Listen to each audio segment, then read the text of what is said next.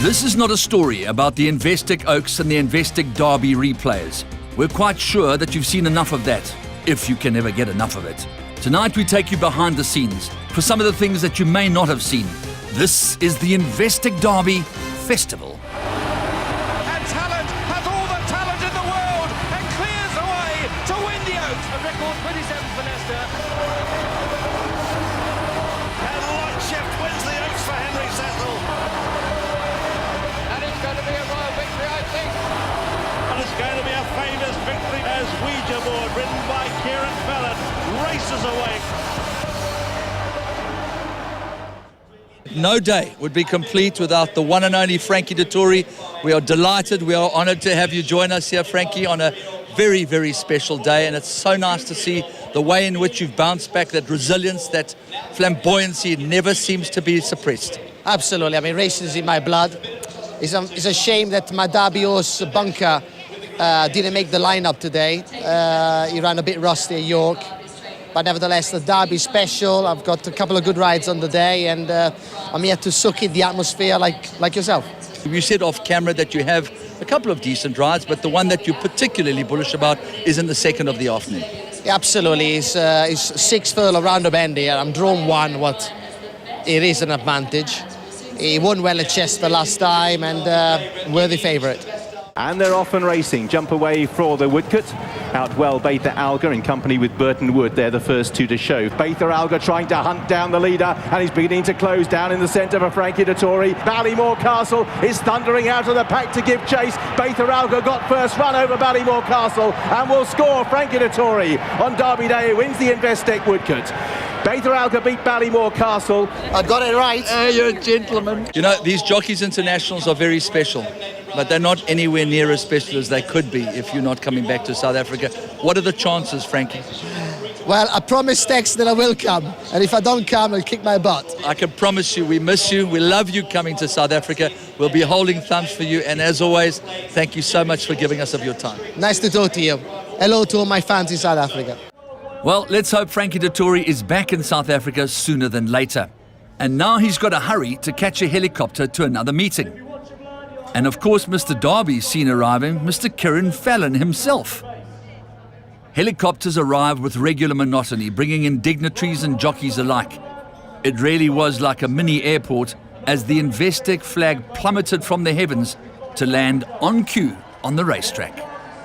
This was succeeded by the largest Union Jack ever to exit a helicopter, and then we had an opportunity to speak to the Managing Director of Investec Group, Mr. Bernard Cantor. Now, it was not run every year because I stopped for 4 years during the First World War and 5 years during the Second World War. So it's the 225th running of the Derby. But here's something more fascinating. The Oaks, they never stopped, and it started a year before. So it is the 235th running of the Investec Oaks. So for any of you who think that we haven't been around that long, the Investec Oaks have been around for 235 years. I think we're all honoured to be here, and the fact that Investec has invested so much, they've just made it a special event here by it. Delighted to be here, and the weather is held, which is fantastic.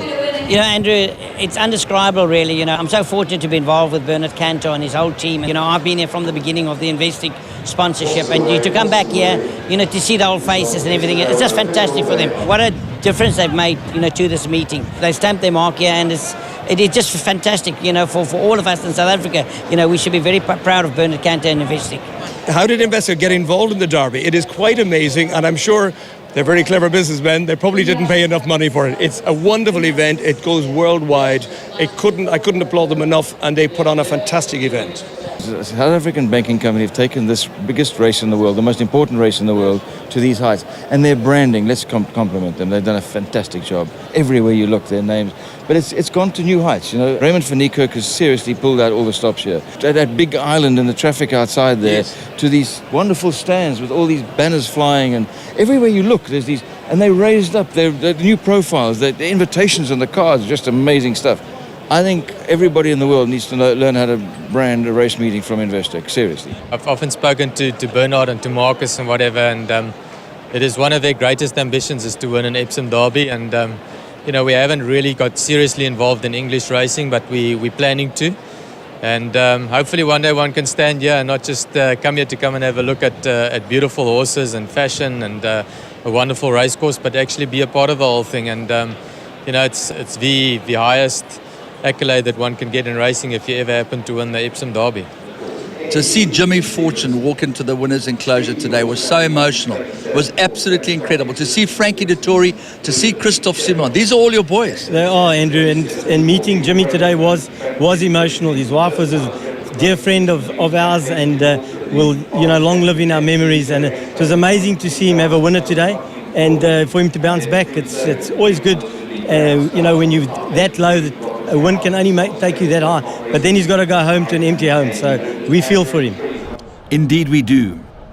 Now, Lee Mottershed wrote in the Racing Post that it is a derby whose build-up has revolved around not just the deeds of a horse, but the words of a human, immersed in passion.